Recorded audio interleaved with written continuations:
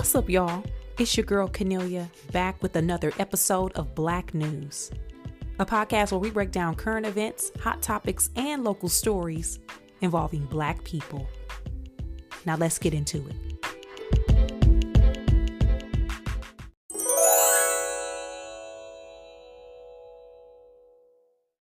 Child, this episode gonna be 10 minutes long. Ain't no topics. Y'all, ain't no topics. Okay, child, ain't no topics. There's none. Happy post Thanksgiving, guys. Yay, there's no topics. Hey, y'all, ain't no topics. Happy post Thanksgiving, first off. How was y'all's holiday break? I chilled out. I needed a break. I'm exhausted. I'm also battling what I feel like is a developing addiction to social media. It has been tearing me up. I can feel my brain not operating at full capacity because of the phone. Y'all, it's these phones. Can you imagine if I am an adult and I can feel the effects that social media has on my brain? Imagine what that is like for a child whose brain is still working to develop. If you got that phone in your face, in your hand, and you are consuming content of all kinds as a young child while your brain is forming, what you think gonna happen? Because hey, baby, I got my frontal lobe. Okay, I got mine. And I can tell that it is having an effect on me. God, I had to put the phone down, which is tough because I be trying to find topics for Black news. And so I be trying to figure it out, but I be end up being just stuck on social media.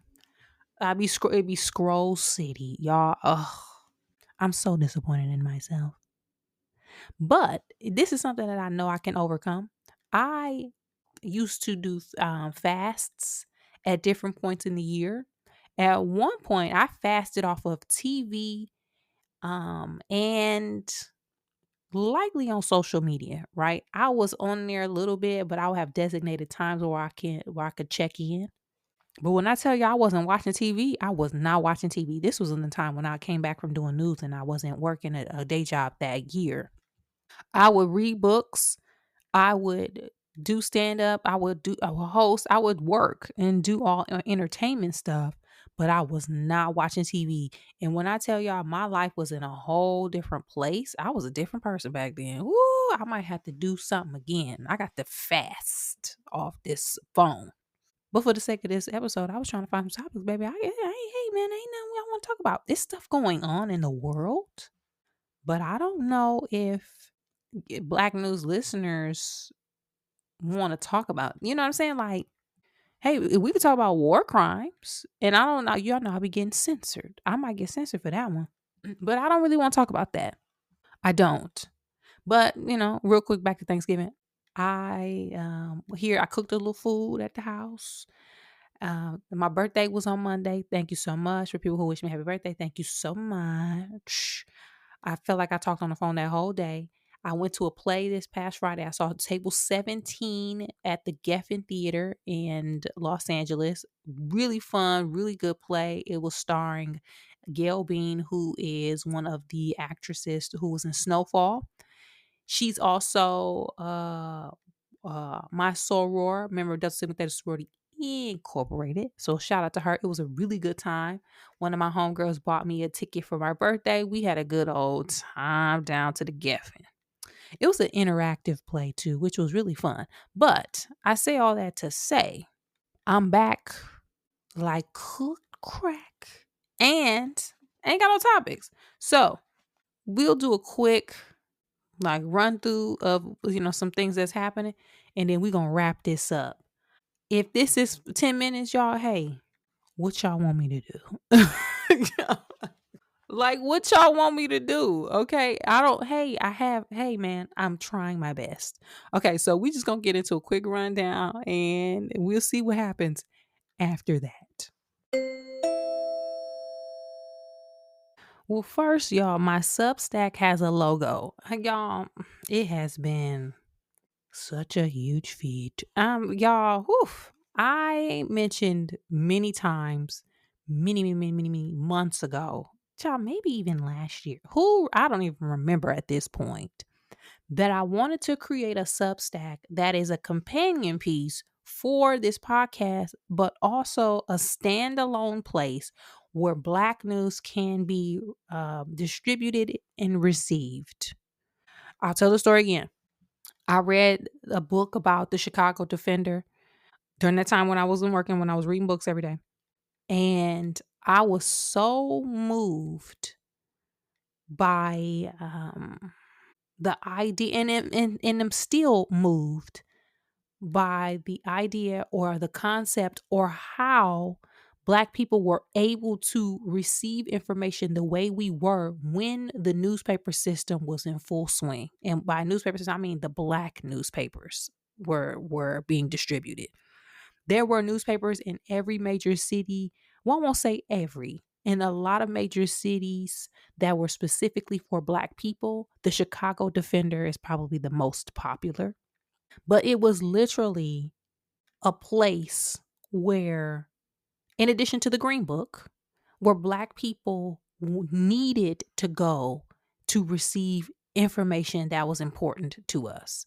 That could be anywhere from, um, in the notices section, people looking for their family members, because y'all know after enslavement, we were very displaced. Some people never reunited with their loved ones, their lost family members, but there were ads placed in those newspapers. There were, of course, job opportunities, information, but it was information being spread about what was happening from a safety perspective, reporting on lynchings and crime being directed towards Black people. It was reporting and delivering political news and keeping us abreast on what was going on in the area of politics. Health, it was updating Black people on health. Jobs, the Great Migration had all of that information. Firsthand accounts from people who went up north, firsthand accounts from people who stayed in the South. When which train routes to take, what's the best method when you go to these areas, what side of town are Black people staying in, how do you find community? Everything was in these papers. And that's not to say that people of other demographics weren't reading them. However, it didn't seem like that was a concern because these were our papers. So I'm not saying that my Substack is going to be that at all, because uh, this is not the same time. I don't know if I even that's not my goal, right?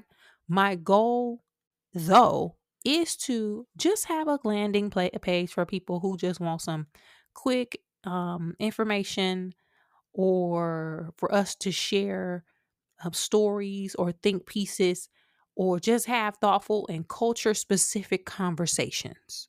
That's the goal, right? For example, it's award season now. We going into full swing. And one piece that I'm working on, which I should have launched my Substack when Sinners first came out, because y'all know I had a lot to say about how people be disrespecting our ancient spiritual practices. Y'all know I can't stand that. I hate it. I hate that. And I kept talking about, had a couple of podcast moments where I was discussing Christianity and relation to that, and just the conversations that were happening that were sparked from Sinners. But because it's a war season, and because I'm going to be getting my screeners soon. Screeners are when you are one of the guilds or the unions, meaning like I'm in the SAG-AFTRA, which is the actors union. If you are in the Television Academy, if you are in a member of the Oscars or the Academy, if you are a part of any guild or body that votes on awards, you are likely to receive screeners for those. So for SAG Awards, if it's on the ballot, we get them all. One year, if something, I don't know if I can tell this, I'm gonna tell it anyway. It's probably no secret. SAG every year randomly picks a group of people who are part of the union who get to be on the actual nominating committee, which means they are the people who determine which movies and shows and which artists make it through to the final ballot. So you get everything. If a show submits that ain't even that good, you gonna get them screeners. You gonna get access to watch all of this content. You get access to all of this, all of the y'all know how y'all be seeing like round tables or like SAG after foundation a panel with the cast of Frankenstein or blah blah blah. You get invited to go to all these events. So one year I got that access and I was really busy that year and I didn't get a chance to participate. But regardless, if you are a dues paying member and you're up to date, you get screeners. So I want my stuff stack going and up and running because I am going to watch all of the movies that y'all been talking about. And I'm not talking about the Black News listeners because we on the same page. Okay. All the movies that y'all been talking about that's saying it's better than Sinners because I'm armed and ready to defend my choice for best movie of the year. Now, I have not seen all of the contenders yet. But come February or January, end of January, I'ma have my Twitter fingers ready to go because I will fight tooth and nail. And I haven't even seen them yet, but I'm willing to bet that Sinners is still the best movie of the year. And I can briefly tell y'all why. Best movie to me, it's just not about if the cinematography is good and if it's a good script, good acting. Best movie means when you walk out of that movie theater, if that movie is sitting with you and in sitting with people and it's starting conversations amongst moviegoers to the point where one, they going back and seeing it multiple times. Two, it is sparking online conversation that has carried on for months on end. People are dissecting characters, creating alternate realities, having deep conversations that are being taken to classroom settings or settings that can be used as a learning opportunity. You are learning new things because I'm willing to bet a lot of people didn't know nothing about the Choctaw Indians being in Mississippi. They didn't know nothing about the Delta Chinese being down there, things like that. They didn't know about plantation money script. They didn't know about that. And it's even producing a fun element for people because guess what people was doing for Halloween? People wasn't dressed up as one battle after the next or another, whatever it's called. People wasn't dressed up as Leonardo DiCaprio for Halloween. They was dressed up like Michael B. Jordan. They was dressed up like Wumi Masako or they was dressed up like Haley Stansfield or Jack O'Connell. That's how you know a movie is in the contender to be the best movie of the year. Okay. I can go on and on. So those are the types of conversations, in addition to important things related to Black people and that are affecting us because y'all know every day is something. Okay. Every day is something. That's what's going to be happening all and over to the Substack. Now, like I told y'all, all I have is a logo. Okay. Ain't nothing else on there, but I did my best. Hey guys, hey, I did my best. I'm also wondering if I have adult ADHD because my executive function is y'all. Ooh, I can't get nothing done, and I'll be all over the place with my projects and stuff. So whatever. But I will let y'all know when I finally get that going, and yeah, I'm also going to hopefully have a little section on there where I can. Y'all know I also wanted to create a Black trivia game. I have questions and say, baby, hey, we gonna have Blivia over down to the Substack as well. It's called Blivia Black News Trivia, a game that asks questions based on 80s, 90s, and early 2000s Black culture. Y'all ain't ready for it. Okay? Y'all ain't ready. But speaking of, I was talking about movies and whatnot. Award season is here. Shout out to Wunmi, who played Annie in Sinners. She won the Best Supporting Actor award at the Gotham Awards, and Sinners was honored at the ceremony as an ensemble cast. That award show is primarily and mainly focused on independent film. However, because the movie was so great, they honored the cast anyway, which I hope continues to happen. Because I will say this, Proximity Media and Warner Brothers is putting a whole back into this award season campaign. Whether people like to believe it or not, and I can only speak for the film side, there are campaigns. You know how you see when it's award season, like around December, November, December, people start doing interviews again. They start doing all the rounds. All of that. That is a campaign because you need people to vote for your movie.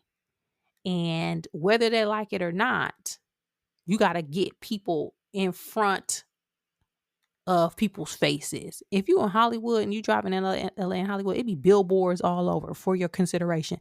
Please vote for so and so. Please vote for this movie, this show, whatever. But they putting a whole back into it. So I love it. Spend all the money and shout out to Wumi because she is a fantastic actress and she is gorgeous. I hope that the rest of the cast gets what they deserve as far as accolades. I cannot speak for no workshops because we all know we be excited and happy and come that night stuff don't really happen. Remember what they did with Chadwick? Remember they switched. Remember I ain't even go down and get mad. But I feel like, and I'm only speaking for what I'm a part of. I feel like SAG after gonna handle business. I can't speak for nobody else. And I say that because the conversations that I've seen other creatives, actors specifically have about that movie, it is very inspiring. Actors want to just act. It's some people who are part of acting and the creative arts because they want notoriety or money or fame. But we all should know by now, ain't no money in that business. Baby, ain't no money in on camera work. There's only a point some percent of actors who make the buku bucks, and it's only a small percentage. I'm gonna be generous and say 10% who make even enough, maybe over 50,000. I'm being generous, and it's over 160,000 people who are active in the union. So if you in it for the money, baby, hey, I got news for you. But a lot of actors just want to act. They want to be a part of some real good work. They want to get a script. They move out here from wherever they from, their hometown. They've been watching movies their whole lives. They've been touched and been taken on these emotional roller coasters, was given a talent and felt like, I just want to do that. I want to connect with people and do that. So people, when they see good work like that and they go to the movies and spend a gazillion dollars on their movie tickets and they are moved deeply by their peers' work, that really goes a long way. So I think that that movie is going to do well at that award show just because of how it touched actors. But things can change from now until January, February. Who knows? I know who has my vote. Okay. So I'll leave it at that. But what are your predictions? And have y'all seen a lot of the award season contenders? I'm gonna watch Frankenstein. I heard good things about Frankenstein. It's on over down to the Netflix. Um, Chloe Zhao, is Chloe's last name Zhao? She got a movie coming out. I gotta watch the Leo movie. I'm waiting till it get on my screeners. I didn't go down to see the Wiki yet. I'm gonna wait. So hey, just know I'm gonna check back in and let y'all know what my rankings are. But right now, you already know what's gonna be number one. Let me know your thoughts though. Let me know. You can find me at Canelia on social media. So there's been a lot of conversation on social media about in a podcast episode or television episode. I actually don't know where the main airing is for this, But Oprah hosted a discussion with parents, children, and by children, I mean like adult children, doctors, therapists, medical professionals, you name it, social media personalities. She hosted these people in a discussion about going no contact. It was like titled like the new trend, a recent trend about going no contact with parents. But baby, it's been doing numbers online because that's a sensitive topic, right? Going no contact with your parents. And in some cases, they had parents who were going no contact with their adult children. Now, people had a lot of thoughts. People was mad. People were, co-signing. What regardless. There was one particular doctor um who I actually follow and really like her work. She wrote the book Drama Free. Her name is Nedra Glover Tawwab. She is a licensed therapist. She got the book. I mentioned Drama Free. She also has another book called Set Boundaries, Find Peace, a guide to reclaiming yourself. Y'all, I highly recommend Drama Free. If you have had trouble or are currently experiencing difficulties navigating tumultuous relationships or unhealthy family dynamics or anything like that, y'all read that book. Okay? Read that book and follow her online. But she was one of the doctors on there too. So I'm gonna play one of the clips, and this not one of the super meaty clips. This is just one of the general ones that I found, just so you can get an idea of what the conversation was really about, and then we'll come back and discuss. Off contact with you for Dr. Coleman. You lived through this with your own daughter. I did, yeah. Who cut off contact with you. She cut off contact with you for several years. For several years. Okay. Tell us what this was like for you to go through this. Oh, it was hell. I was completely heartbroken. I was married and divorced in my 20s, and my daughter's in her 40s now. We're blessedly very close, and she has a child that I'm also very close to.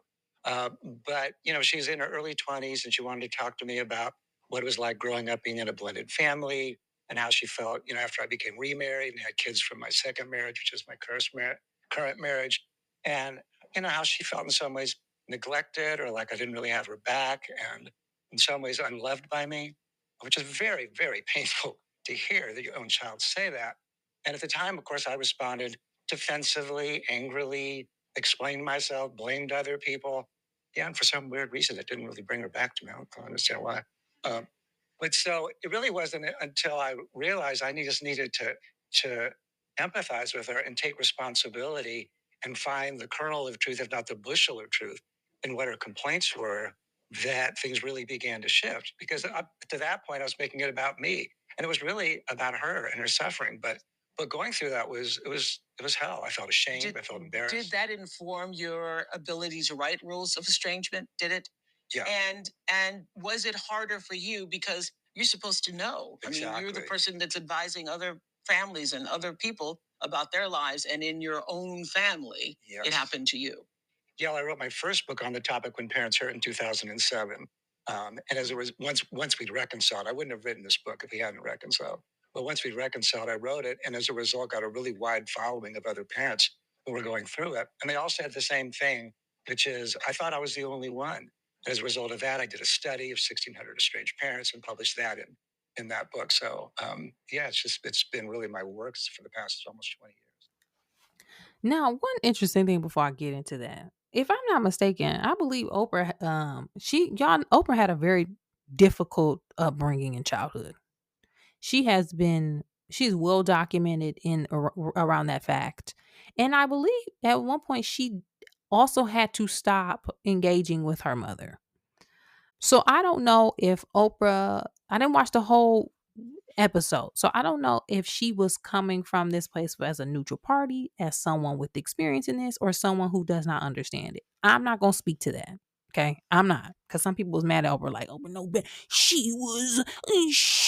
I don't, I don't care. Okay. But I will say this.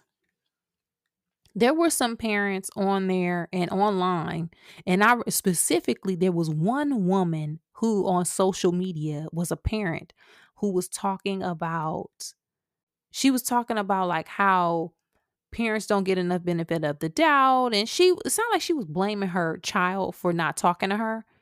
And I left a comment that says something like, because she was approaching it from the perspective of like, your feelings being heard ain't enough. It was something just that I thought was really weird. And I left a comment that said something to the effect of, when trauma is experienced, especially during the developmental years, it can literally affect your brain. It can literally do damage to you to where it even stops and stunts your growth. So sometimes when adult children are expressing themselves about how your parenting affected them, it's not always from a place of my feelings are hurt.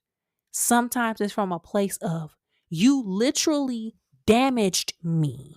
Y'all, she deleted my comment, and I looked on her her video and was deleting every comment that was against or was not agreeing to what she was saying.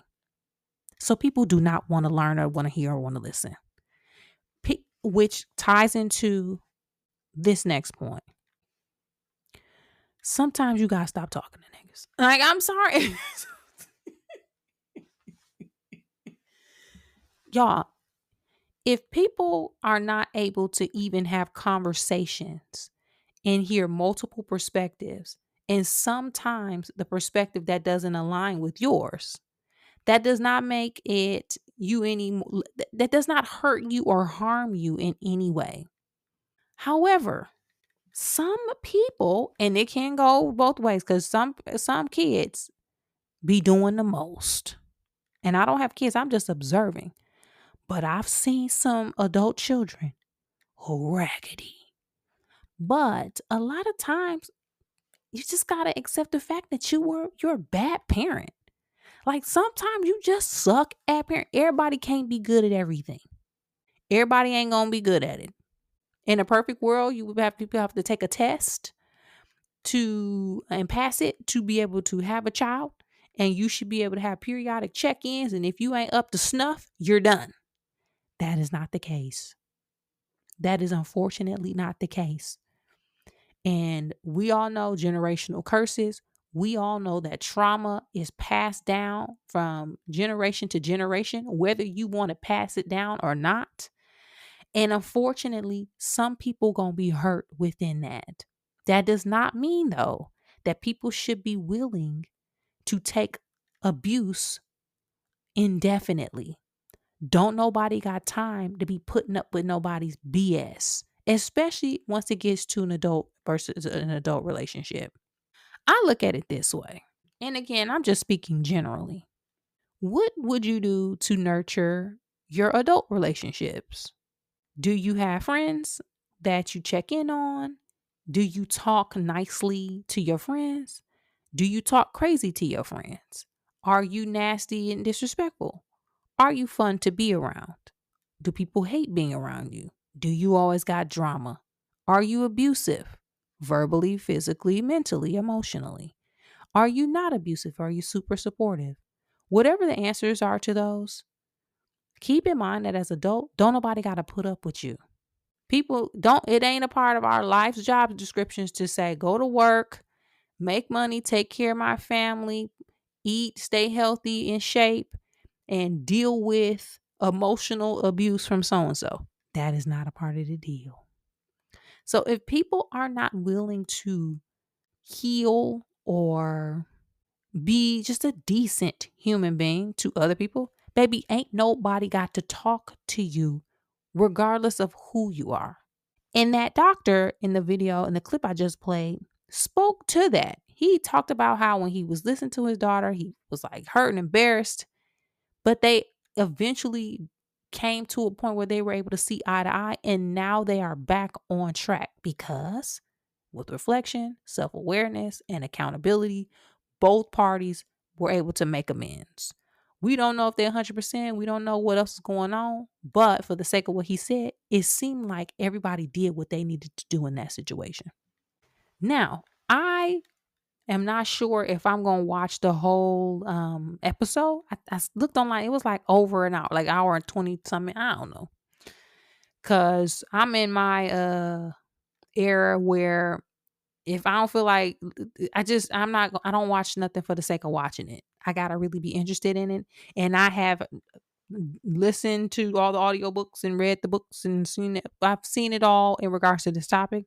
So I don't feel like there's anything that's going to be shared that will be enlightening for me. So I may or may not, consume it. If so, and if it's worth recircling back, child. If it's worth coming back to y'all with an update about, sure, I'll do it. But I don't think that that'll be the case. But what do y'all think? Do you think this is a topic that people should be talking about more and more? There was a part within that discussion where there was a nursing home worker that was talking about how people in the home will say, "Call my children," and then the children will be like, "Rita, don't call me." And they were saying, wondering if that's wrong or disrespectful, or should they make amends because this person's in the home and they're about to pass. All of those things. That's stuff that you got to think about when you are navigating these relationships. Not to say that you got to be nice to somebody just because you need somebody to take care of you. But if you're not nice to people, baby, ain't nobody going to be taking care of you. I don't know. Y'all, whatever. Let me know your thoughts about it, though. Have you ever had to stop talking or separate from people, or have you been the person that has been separated from? Let me know your thoughts about it. You can find me at Canelia on social media.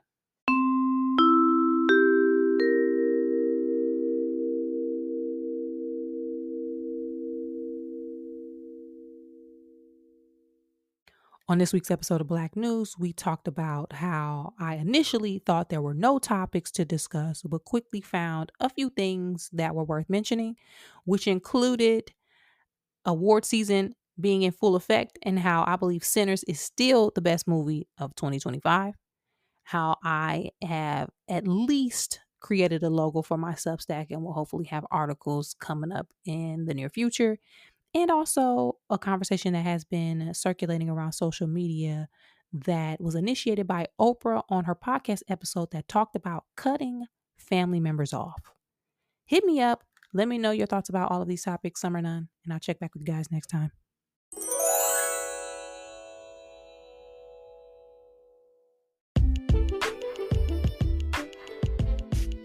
That's it for this week's episode of Black News, y'all. Thanks again for supporting the podcast by sharing, liking, subscribing, and rating 5 stars on your favorite podcast app. To find more information about me, you can check me out at Canelia on social media, as well as on my website, which is canelia.com. And as always, thanks for supporting, and I'll be back next week with new topics and a new episode.